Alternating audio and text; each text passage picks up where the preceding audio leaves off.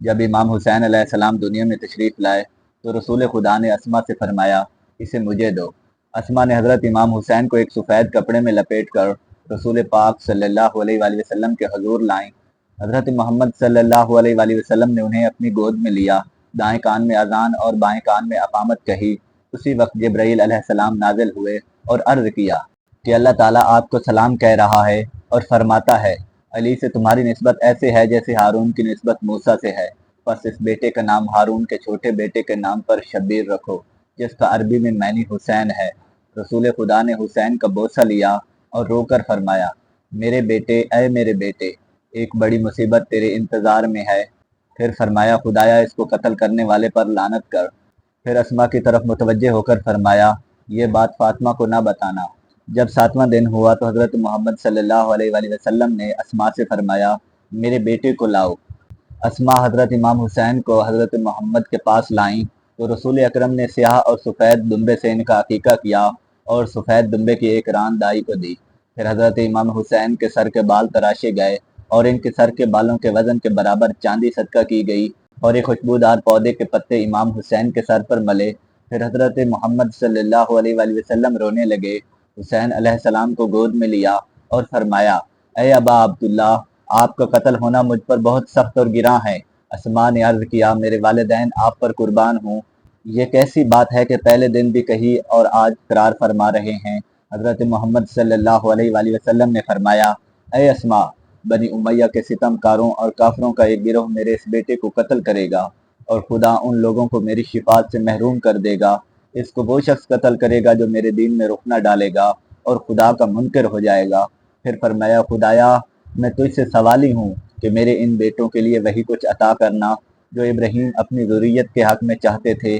خداوندا ان کو دوست رکھ اور ہر اس شخص کو دوست رکھ جو ان کو دوست رکھتا ہے، اور لعنت کر اس شخص پر جو ان کو دشمن سمجھے۔ حضرت امام حسین کی ولادت کے وقت جناب فاطمہ تو زہرا اللہ کو پیاری ہو گئیں اور دودھ کی کمی لاحق ہوئی تو رسول خدا نے اپنی انگشت حضرت امام حسین علیہ السلام کے منہ میں دی اور اس سے دودھ جاری ہوا جو حضرت حسین نے پیا۔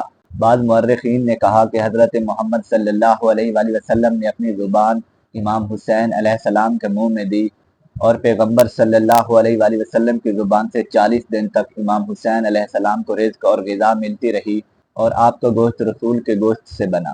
حضرت امام حسین علیہ السلام کا مبارک نام حسین ہے جو حسن کی تصویر ہے۔ بعض نے کہا کہ پہلے امام حسن کا نام حمزہ اور امام حسین کا نام جعفر رکھا گیا، پھر رسول خدا نے ان دونوں ناموں کو حسن و حسین سے بدل دیا۔ حضرت حسین کا دوسرا نام حضرت ہارون کے چھوٹے بیٹے کے نام پر شبیر ہے۔ حضرت امام حسین کی اولاد کے بارے میں مورخین کا اختلاف ہے۔ بعض نے کہا کہ حضرت امام حسین کے 6 بیٹے اور 2 بیٹیاں تھیں۔ بعض نے کہا کہ حضرت امام حسین کے 4 بیٹے اور 2 بیٹیاں تھیں۔